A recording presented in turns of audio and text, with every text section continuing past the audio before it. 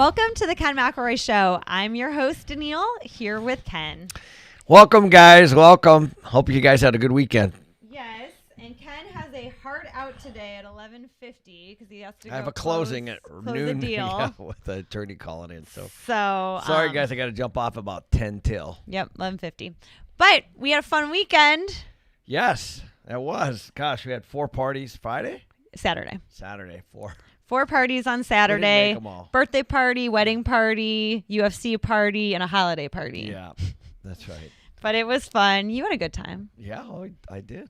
Just still can't believe that you beat her to the shot competition. Listen, you guys are wimps. Shots are easy. Ken coming in with the... Well, so it was the birthday girl wanted to do a shot. I said, fine, as long as everybody's watching and we do it and we see who wins. So can we talk about your ladder experience this weekend? No. Well, we're going to. So Ken decides, Ken's a former gymnast. So he was a gymnast back in college. So he... and a wrestler. But he is very cat-like reflexes is what he likes to say. So he decided it would be a good idea while we were getting Christmas decorations down to get a ladder and reach above his head and try to pull the decorations down. But then he wasn't quite under the ladder. So he also thought it'd be a good idea to take his other foot and step on a box. So he has 1 foot on a box, 1 foot on the ladder. He's in socks, not even shoes. And he's trying to pull this box down. So he pulls the box down. When he pulls it down, it hits the ladder, flies out from underneath of him. He falls onto the garage floor on top of the ladder and somehow was not injured. So I guess the point of the story is to say that Ken will be listening to me because about 5 minutes prior to that, I told him he should put on a pair of shoes and practice ladder safety. And Let's talk real estate. Let's get into that. That all happened. All true. All right. So let's jump into it. So we are dealing with the inflation nightmare. Yeah, so we really need to talk about this. I know there's a lot on this, guys. And I think if you go back and you look at when we started putting the money into the economy and the stimulus packages and the PPP and all the things that we've done. And I'm not saying we didn't need it. I'm not. But everyone at that time in 2020 is saying we're going to have really high inflation. And some people listened, some people didn't. So what we're starting to see now is obviously the results of that. And so I think, it's interesting. In preparation for today, I went back. I was having kind of fun because there's all these people that did all these predictions back in 2020. I think I even did one, and wrote papers and all this stuff about how, injecting all this money into the economy is going to create inflation. And here we are. Yep, here we are. And we have 6.8% inflation, and that's just what they're saying the inflation number is, and that's the highest we've had in 40 years. Yeah. So we wanted to talk a little bit about it because there are some serious concerns and some things that you can definitely do to make sure that you're on the other side of this, and that's kind of the whole point.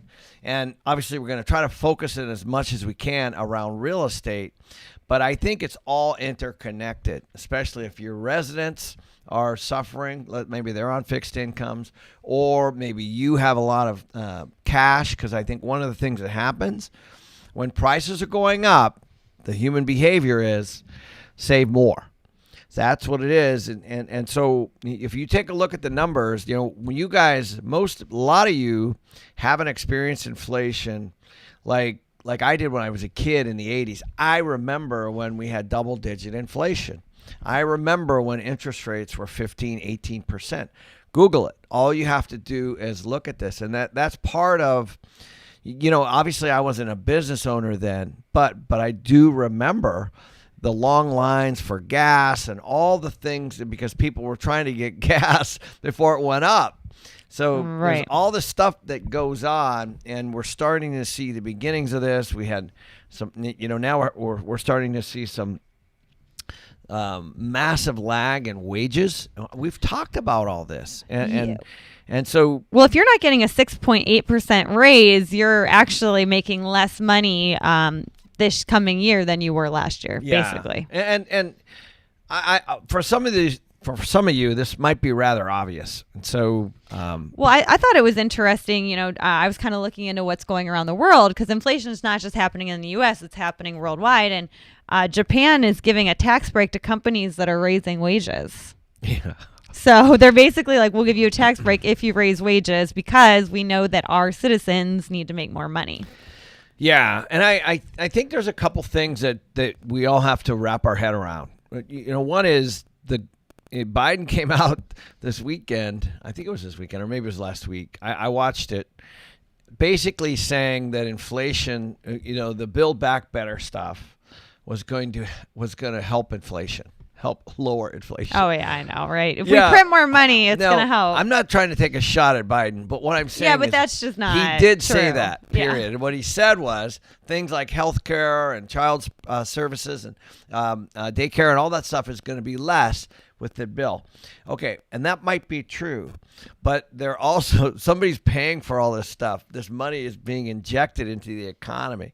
And so the government stimulus, it's affecting the way people can live. And the first thing I thought of, all of you guys know, so my mom broke her hip during COVID. It was horrible during this pandemic.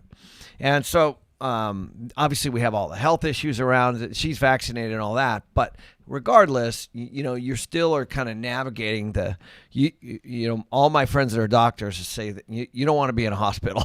So we were just trying to help her get better at her home with the nurses and all that kind of stuff.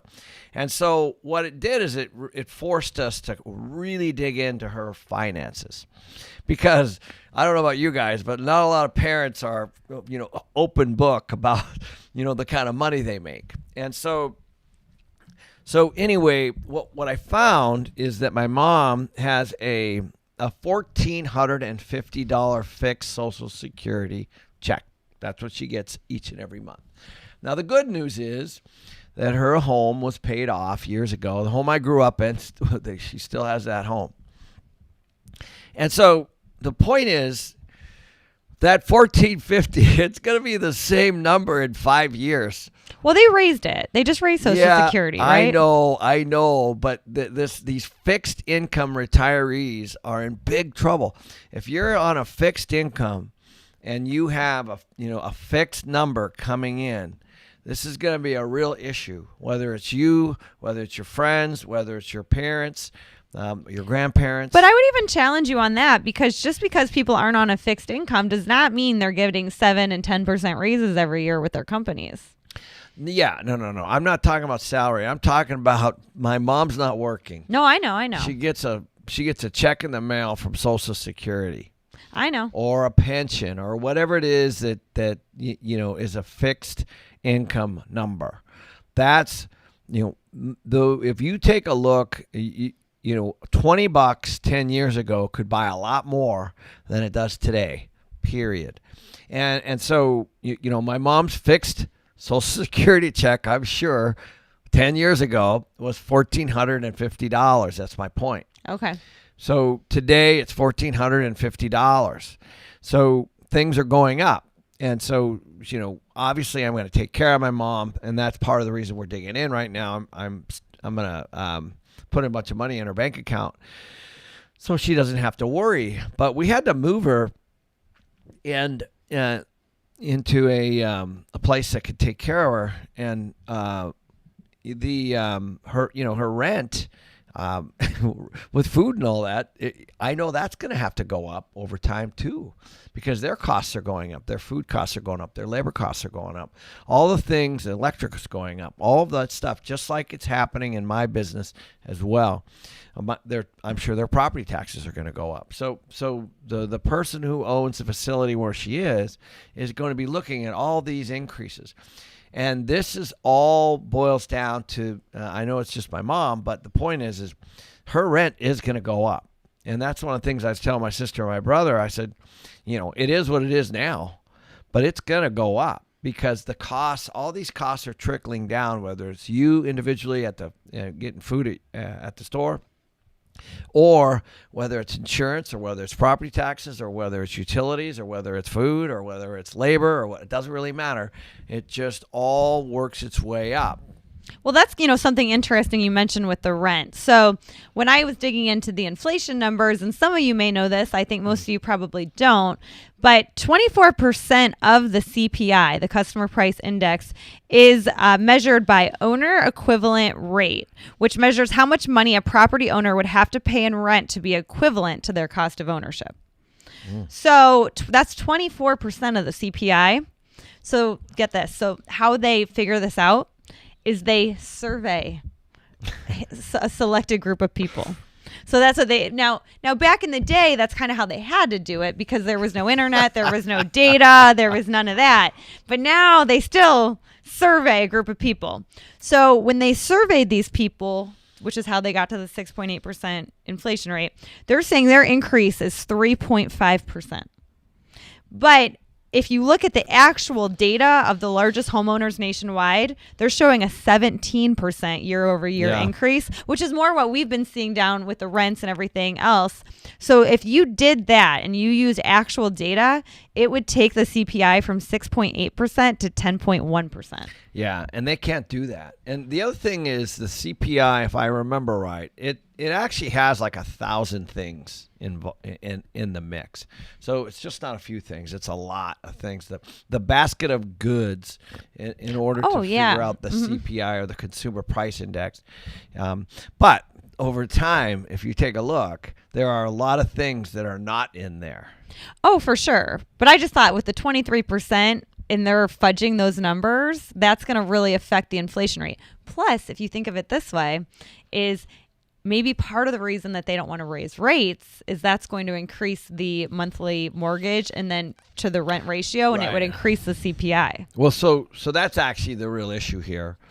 So, while I was growing up, the interest rate was a tool to be able to fuel the economy or contract the economy. That was what it's historically been used for. If you go back and look, now it's not always perfect, but if you go take a look at the graph of, the way things are moving, prices and all the things, you can correlate it with some reductions in the interest rate. So reductions in the interest rate fuel consumer spending, period. It enables you to buy more TVs. It enables you to buy cars. More people buy houses when the rates are low. Rates are at historically low prices right now, and inflation is on the rise. So the Fed is in a bit of a pickle, because typically what they would do in the past is that they would increase those interest rates to be able to hedge inflation. In other words, they're going to try to slow down consumer spending. But if they do that, then the economy starts to slow down too, which is also not good. So it's an interesting thing that they're in. If you want to really dig in more, I think hopefully you guys all know that the Fed has been buying bonds for like $120 million a month, or $120 billion a month. And so they've been stimulating the economy during this whole time. If you haven't been paying attention to that, you should. And what they've publicly said, all you got to do is Google this, is that they're going to start weaning off of this. They're going to stop doing this. So this is all happening at the same time. And so they're saying originally it was June, I believe, they were going to stop, but I read something over the weekend that said they were going to try to do it by March. So if that happens, we could really start to see some pretty high inflation. Yeah, definitely. And just to interrupt really quick, I want to let you guys know on this Thursday at 5 o'clock Arizona time, we're hosting a webinar with a 27-year-old kid that owns 3 rental properties. And he's going to show you how he house hacked his way into having 3 rentals. Great. It's going to be a great webinar for those of you looking to get started, those of you that maybe have 1 property and looking to expand to 2 or 3 properties. It's going to be kenmcelroy.com/webinar. It is free, and I highly recommend you check it out. If you are unavailable at that time on Thursday, we will be emailing you a copy of the webinar. It's just good to tune in live so you can ask questions. But either way, go to kenmcelroy.com/webinar to get signed up. So the other, I think that you guys should go take a look at the various websites that are out there that measure inflation differently than the government. There's a lot of them. Yeah, Shadow Stats is one. Yeah, that's one. Just go take a look at other opinions, other views. You don't have to take them literally. Well, Mr. Wright on YouTube very interestingly said it's 15% inflation if it was calculated like they did in 1980. There you go. So what they did was my ADD kicked in. What they did is they changed the basket of goods. Now, I'm not saying that they shouldn't, because what people are consuming and doing today are very different than 1980. But the point is that they have changed the basket of goods that the CPI is. There's another index that doesn't get a lot of attention, and that's called the PPI, and that's the Producer's Price Index. So you could also take a look at that. And I think, it's not, you can't just blame the Fed on the money printing, in my opinion. So there's a lot of people that just hang their hat on that, and they say this is the reason. There are a number of other things, and one of them, of course, are these supply chain issues. Now, as a result of the pandemic, so as countries close and as the viruses pop up and people do what they do to try to mitigate all of that, there are disruptions all over the place, whether it's in China, whether it's in the UK, whether it's in Canada, whether it's in Mexico. It doesn't matter. The point is there are all kinds of things going on in these other countries. We rely on those countries as the world's biggest consumer. We are, by the way, the world's biggest consumer of goods. We rely on those countries for low-priced goods. And as those kinds of disruptions happen, then the shelves get more vacant, and there's more people chasing those things. And so the prices are going up. So again, the government's saying it's going to be temporary, but I don't know. I mean, I don't know how they can even make that prediction unless it's manufactured in the U.S. Mm-hmm. Then I'm not sure how they can really make that distinction. Definitely. And, it's funny that you said that because I was looking at Turkey's currency too, and they're having a 30% decrease in their currency. So, but the problem with them is, see, in the United States, we tell people now's a good time to take on fixed rate debt. Yes. Because our currency's inflating. In Turkey, a lot of their loans are in American dollars. Yes. So for them, they actually have to make 30% more money now in order to pay the loan back. So we're at such an advantage. But to your point, their president or whoever runs their country was saying that they are trying to encourage people to buy within Turkey. This is my point. And that's why. And we're doing the same thing here. Yep. And the reason is because obviously we are a global economy. If you guys don't get that, I mean, a lot of you have never even been out of the U.S., but the fact is, here in Arizona, we have I think it's called NAFTA, which is the North American Free Trade Agreement between Mexico, Canada, and the U.S. Well, we have a lot of trade between Mexico because we're on the border. Right now, that happens to be people, which is a whole nother hot political potato. But the point is that there's a lot of commerce between the countries, and so as we were out in LA this year in the summer, and there was hundreds of these big cargo ships just sitting off the shore of Long Beach and off of LA. We could see them from our window, right? Yep.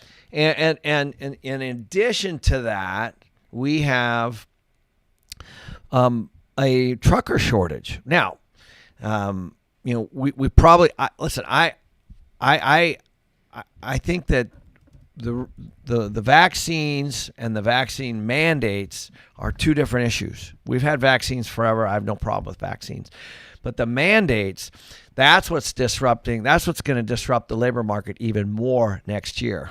The mandates themselves, basically. And so what's happening, I was listening this morning, just there's a in Arizona, and this is happening everywhere. It's happening with truckers. It's happening with police force all over. People are leaving because of these mandates. And so it's creating, in particular on the shipping and the transportation and the public transportation, all those kinds of things, there's a bunch of people that just don't want to have to take the vaccine from a mandate standpoint. They want it to be their own choice. So Matt had said, if inflation's 6%, do we need to get a 6% interest rate when lending our money to even break even? So that's a really good question. Yeah. So one of the issues, if you guys take a look, the creditors are actually the ones at risk. If you think about it, they're the ones. So it's a heck of a good question, because on the other side of that, if your guys are doing, this is why we're doing fixed rate debt. Right. We're doing fixed rate debt. So essentially, I'm locking in at 2.5%, 2.75%, 3% fixed. I know that's going to be my loan amount, and my payment amount is going to be the same no matter what happens. And this is the point. So what you want is you want inflation to be your friend for real estate. That house is going up in cost, but your debt doesn't have to.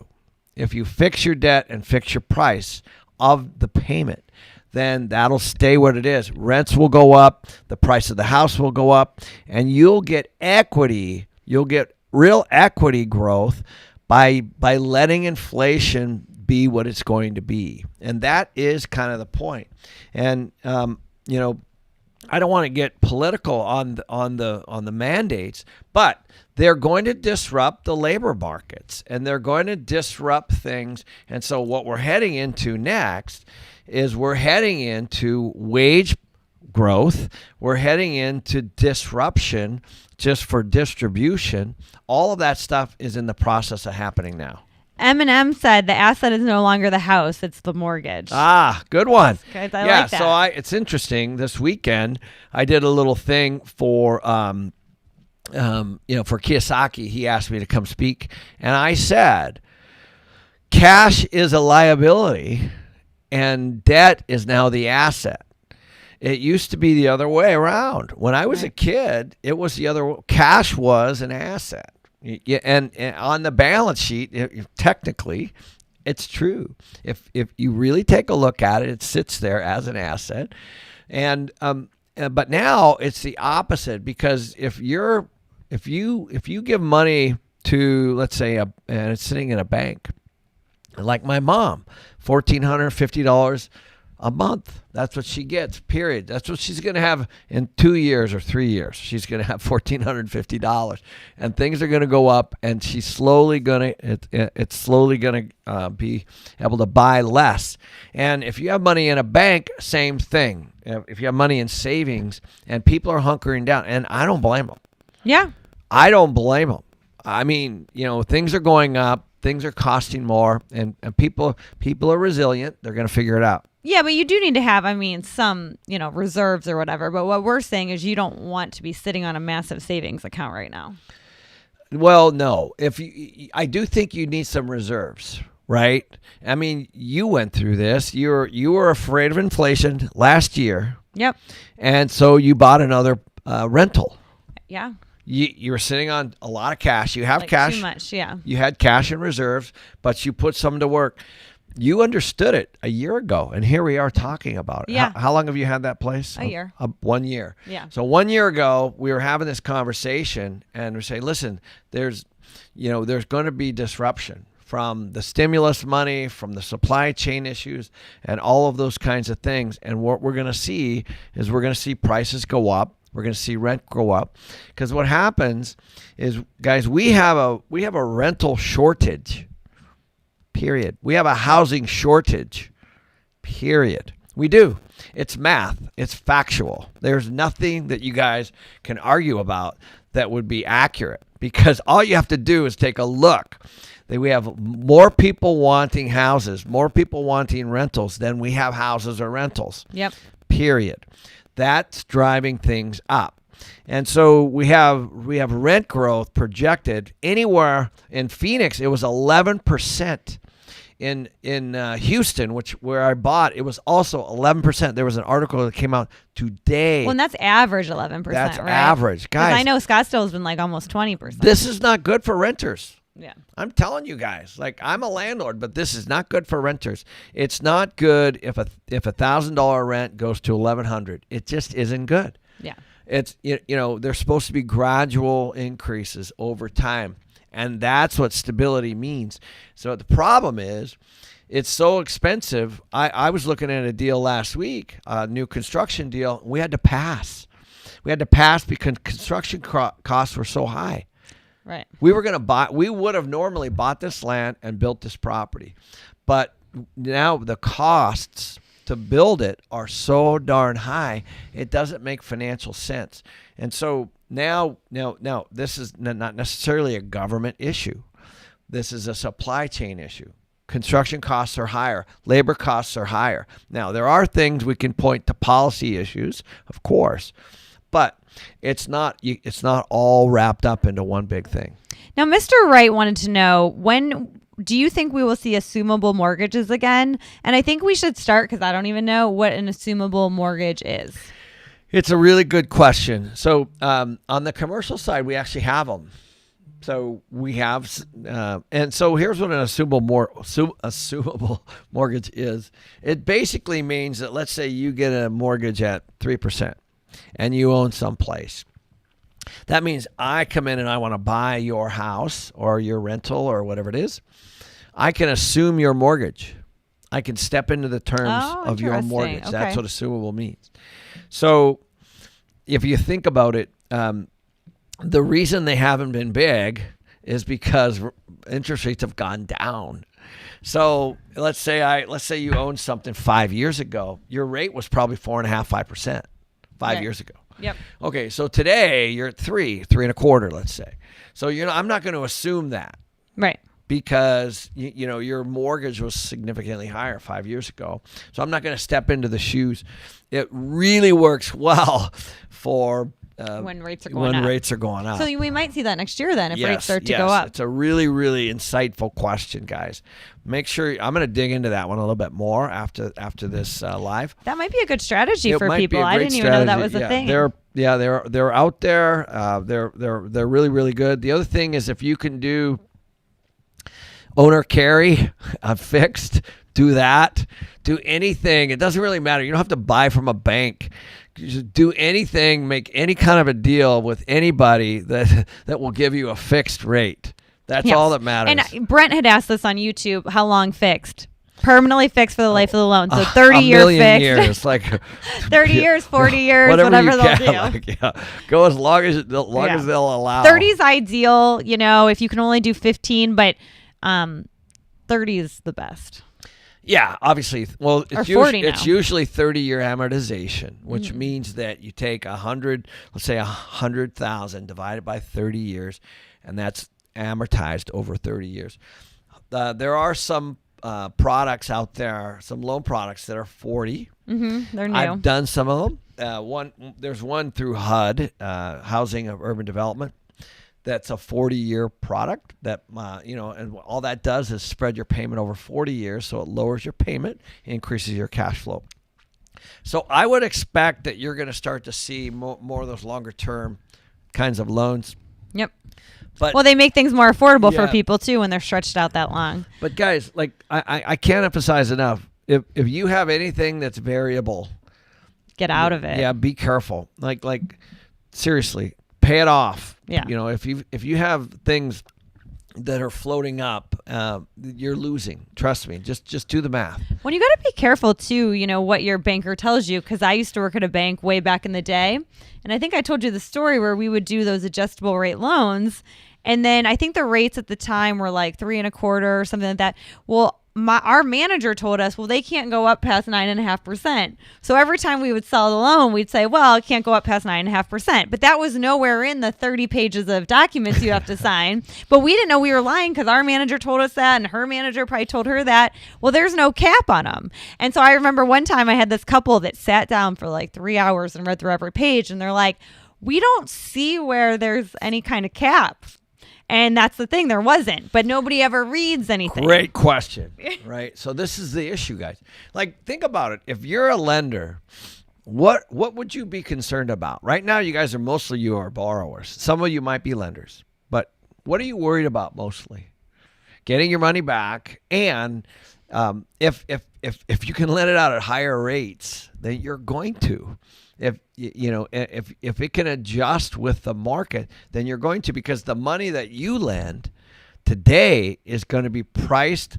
It's going to be paid back with cheaper dollars later based on where we're heading with inflation. That's all it means. Because once you fix that number, it's fixed. The principal is fixed and the payment is fixed. Everything else is going to be rising, and this is the entire point of the live today. Yes. And this is why I wanted to talk about inflation. Rents are going up, guys. Labor's going up. Components to build something are going up. Food's going up. Gas is going up. Okay. Now, on the other side of it, things are deflationary. So I was talking to George Gammon. He said at any given time, Kenny, you're going to have inflation and deflation at all times. So think of a TV after you buy it. Think of a cell phone after you buy it. Deflationary, right? Think of a new car after you buy it. Maybe not now, though, right now, because we have car prices going crazy. But you get the point. So at all times, you have these kind of inflationary pressures and deflationary things going on. And the question is, which one is stronger at the moment?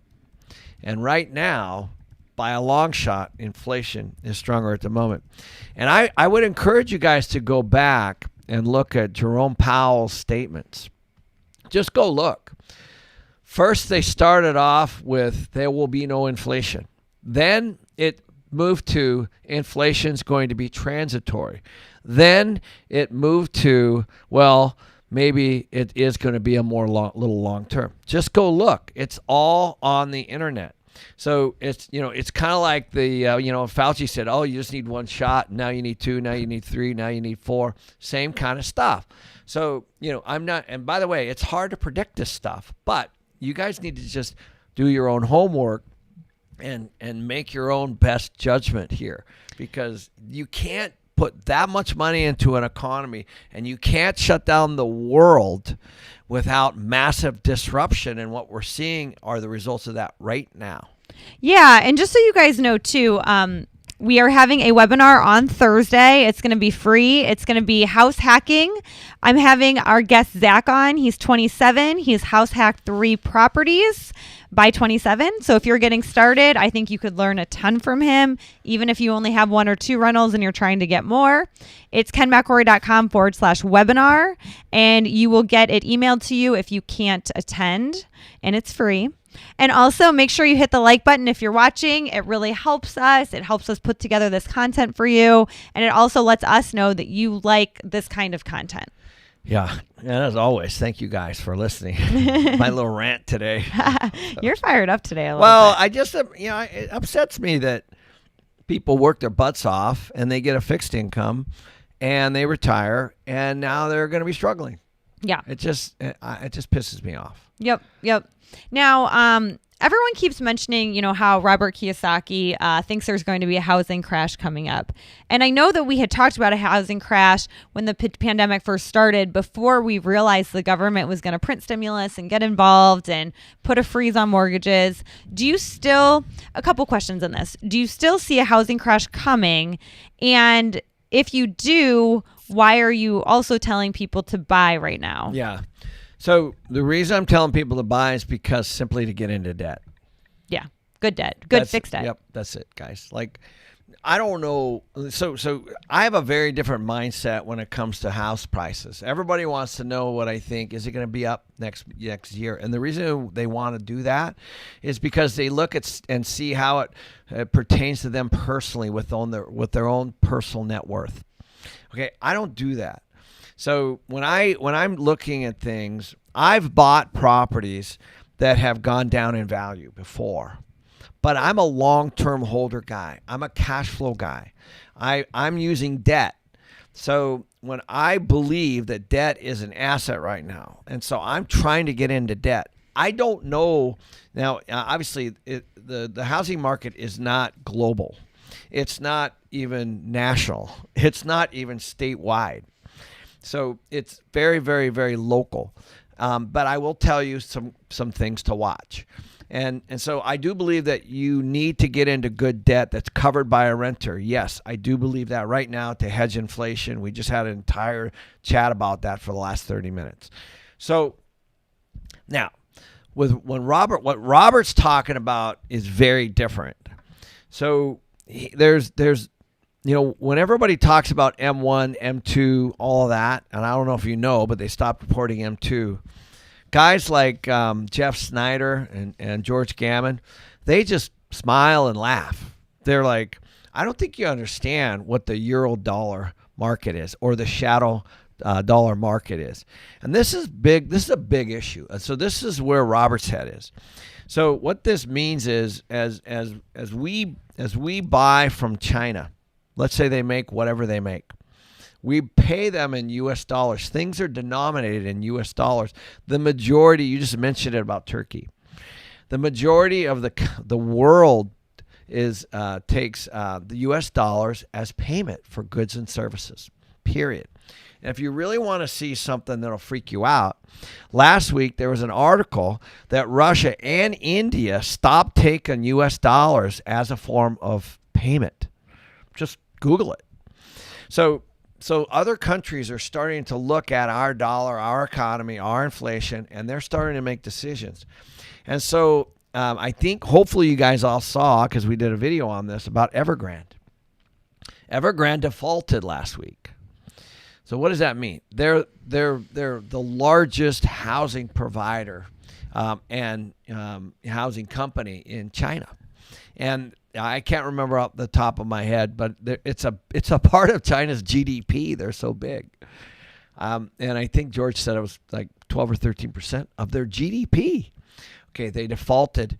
And so Robert's looking at macro things, and he's starting to take a look at what's happening with the euro dollar crisis, what's happening with the world economies.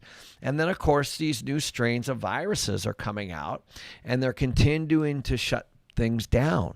Like, we're supposed to go to Austria for a friend's wedding, and we're sitting there going, man, they just shut down. Right. And so you got to take a look at him. And we got caught in another country, as a lot of you guys know, with COVID.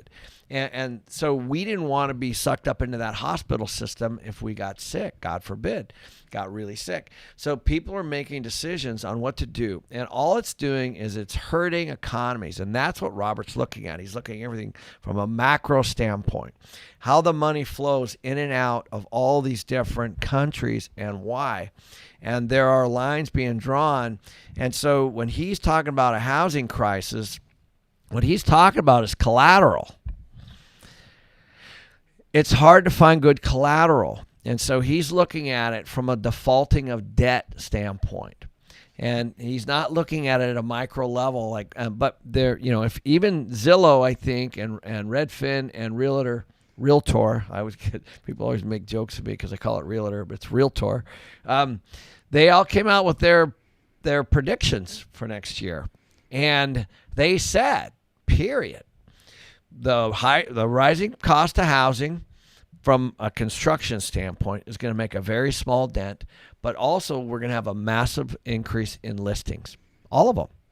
So you just got to kind of follow the math. And we've talked about this. So some areas are going to be better than others.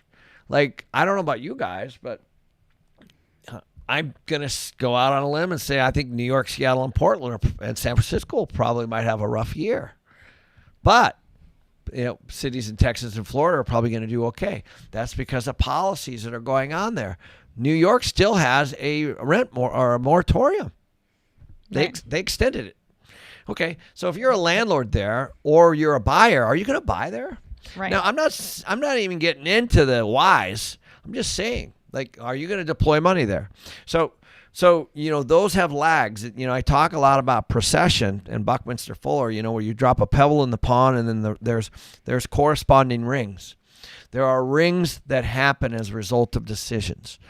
And so as you start to take a look at some of these things going on, I do believe as prices go up and affordability becomes a problem and some of these policies roll out with some of these, different municipalities and the governments are doing whatever they're going to do, there's going to be consequences and people are going to vote with their feet and their money. And I do believe that we are going to see some serious reductions in some markets next year on the single family side. But, but again, it's going to be very specific and it's going to be driven a lot by policy. Well, and like we always say, you guys need to invest for cash flow. So if you're trying to time the market and you're trying to wait until maybe it crashes, it might not crash for a few years. Like we don't know. And if you need to invest for cash flow. So if you can, buy your individual home where you're saving money on your rent each and every month, or if you're buying an investment property and you're cash flowing a few $100s a month on the investment property, then you should do it. And if the property goes down in price, who cares? You can't time it perfectly. And that's part of it. You guys got to ask yourself why you're asking that question. Yeah. Because what you're really saying is, I'm afraid I'm going to buy and it's going to go down, or because you're investing for capital gains. So the reason why I don't care, and obviously I do care that I want the markets to gradually go up over time, but they don't. There's nothing I can do about it. But I can make educated decisions and guesses and investment decisions based on what's happening with people moving into place, looking at the supply, looking at the rent growth, looking at the house growth, all those kinds of things. You can make those kinds of decisions. All that information's out there. Well, and I have a perfect example of myself. Last year I was sitting on a bunch of cash, and it was last December, and I bought a condo. And the condo, I bought it for like $260, I think. And I didn't know what the market was going to do. I thought maybe it'd go up, maybe it'd go down. I really didn't know. But then I was making on it a $600 a month cash flow. So I went ahead and I bought it. So the condo did go up in value, but you know what else happened is the rent is now going up $300 on this renewal. Oh, okay. So now I'm going to be making $900 a month. And if I would have been sitting in my cash that I still have, that I wouldn't have been able to put as much down on that condo. Right. It would have went up in price. So even if that condo went down in price, I don't give a crap because I'm now making $300 additional dollars in rent. This is my point, guys. Like, people are measuring their net worth based on their equity, and it's based on some, like the average of whatever the neighborhood is that Zillow tells you. Maybe that gives you a temporary comfort feeling. I don't really know. Well, yeah, you look, you're like, ooh, like, oh my God, like I've got $100,000 in equity, or 200 or 500 or whatever it is. It doesn't matter, like, because the markets will go up and they will go down. And the bigger issue is what you said. She was sitting on cash. She was afraid it was getting inflated away. She moved it, mirrored it up with debt. Let's don't forget, what was it, like $75,000 or something? 125 grand. 125 grand, and you bought a $260,000 place. So she mirrored it up with debt. Now debt that's at what, 2.7 or 2.6? Yeah, fixed. Okay, so now she bought that, and what she's done is she hedged the market. She moved her money into a property. It's covered by a renter. The 2.75 is hedged by inflation, and the price of the home has gone up. It could have gone down, but based on what we're seeing right now, what will happen is the next time you renew your lease again, it's going to be up again. Yeah. And by the way, I think you're probably being generous because it's Scottsdale and $300 is low. Yep, probably am being. But regardless of that, so now she's almost cash flowing $1,000 a month on a $125,000 investment. That's like a 10% cash on cash return, guys. $120,000 at $12,000 a year. That's essentially what this is very close to being. Okay, where can you make 10% cash on cash? Probably tax deferred. Where? You know, and that is the point. Now, if she would have kept the money sitting there, and all of a sudden we had, September at 5.4, and October at 6.2, and November at 6.8 inflation, that means that money is going to buy less. And what's happened is you've already seen it in the prices of the rising house. Yep, definitely. Well, we are going to wrap it up, but make sure you guys check out the webinar, kenmcelroy.com/webinar. Make sure you hit the like button because that really helps us out. And if you want to take our real estate quiz, Jerry is going to post it here. See how much you actually know about real estate investing. Yeah. Thank you, guys. I apologize for having to jump off early. I got a closing in 10 minutes that got scheduled this morning. So, all right. Cheers. See you guys next week.